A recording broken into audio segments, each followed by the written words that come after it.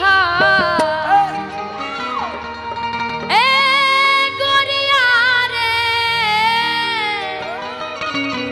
कि दिल ना लगई हा फिर जाने आई हा अब जा जा जा जान भुला जाई हा अब जा जा जा जान भुला जाई हा दिल ना लगई हा ओ गोरिया रे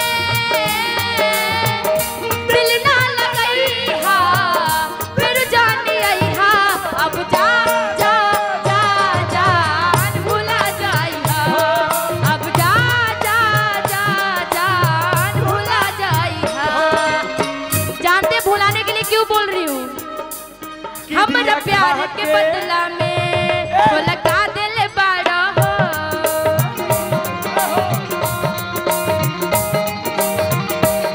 हमारा प्यार के बदला में वो लगा दिल बाड़ा हो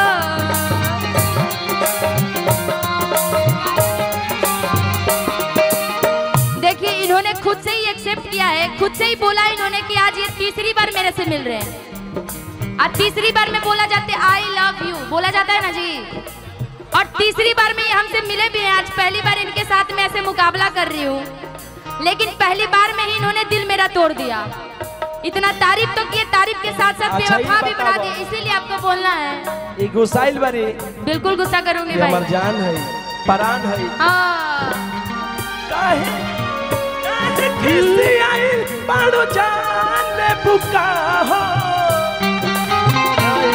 बाड़ो जान ले बुका ए भैया काहे किसी आई बाड़ो जान ले बुका बोला मोदे सुगनी परा बोला मोदे सुगनी परा ले बुका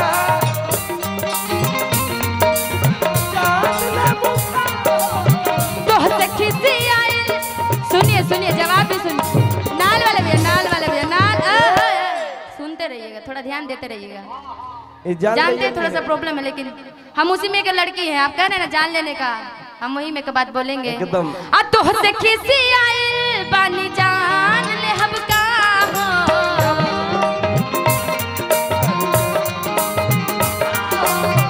तोहसे किसी आइल बानी जान ले हम हो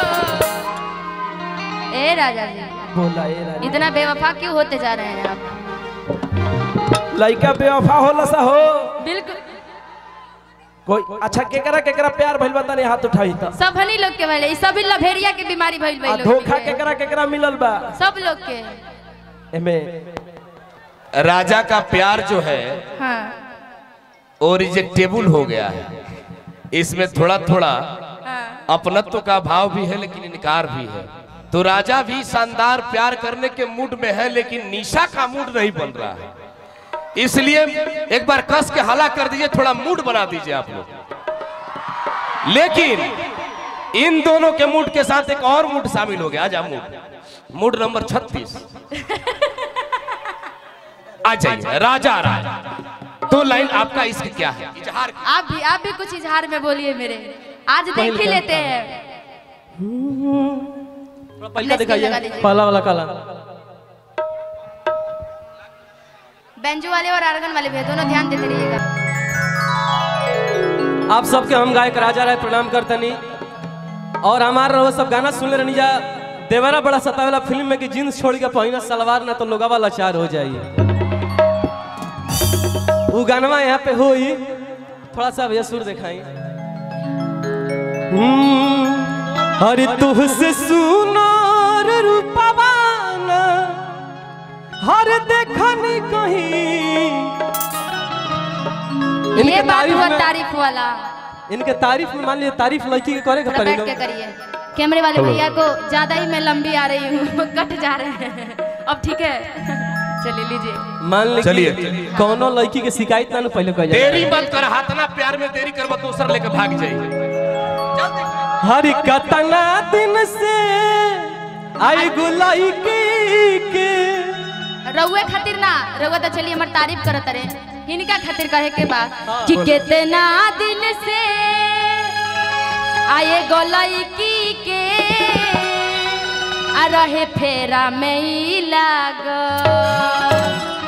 जाने तनी राजा जी कि अभी सोचते रहस आई लव यू कहीं, अभी सोचते रहस आई लव यू कहीं, तल दोसर ले भाग, तल दोसर ले भाग। इतना दिन से एगो लड़की के रहे फेरा में ही लागल, रहे फेरा में ही लागल।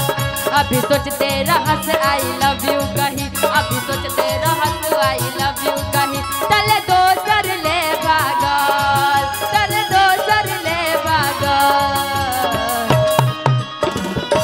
अब तो आई लव यू कहे से भी डर लगता। आई लव यू बड़ी सोच के कहे के भाई घरी। ए भाई लड़की लोग ऐसा हो गई बारी लोग कि एको जमाना रहे अरे उम्र दीवाना रहे।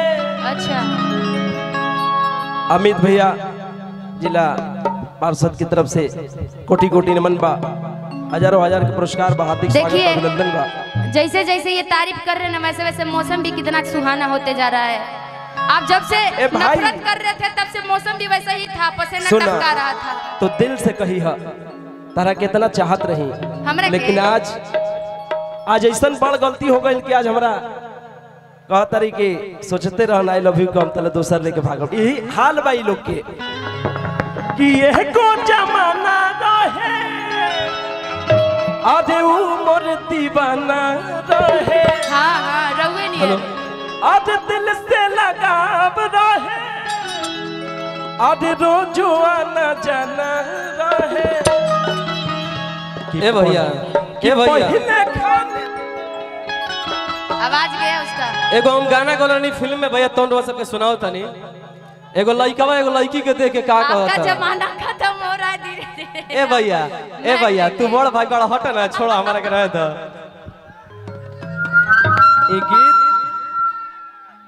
अच्छा ही बताई सबे कि पहले खाने दिले कर पघिलत नहीं खेरे, त घर से हिलत नहीं खेरे। अब पियाबा खिलत नहीं खेरे, कहियो मिलत नहीं खेरे।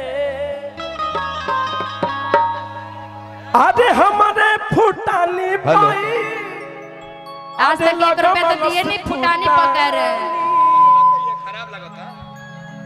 हेलो हेलो थोड़ी देर के बाद हेलो आइए निशा जी, हाँ जी। एगो फिल्म में गाना गोलन जोन सबके बड़ी सुन ले रहनी जा। तनी बैठाइए इसको, बैठाओ।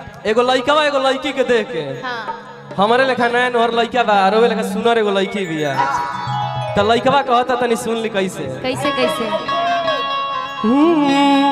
अरे जींस छोड़ के पेन हसलवार नाता, अरे हैलू गवाला चार हो जाई। अच्छा अच्छा। आ जींस छोड़ के पेन हसलवार नाता लुगा वाला चार हो जाई। ए बबुनी चढ़ल बाटे तोहरो जवानिया बजरिया में मार हो। ए बबुनी चढ़ल बाटे तोहरो जवानिया बजरिया में मार हो जाई।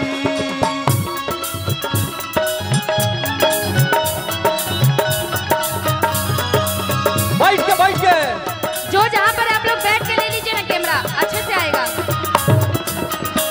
बैठ जाइए बैठ जाइए।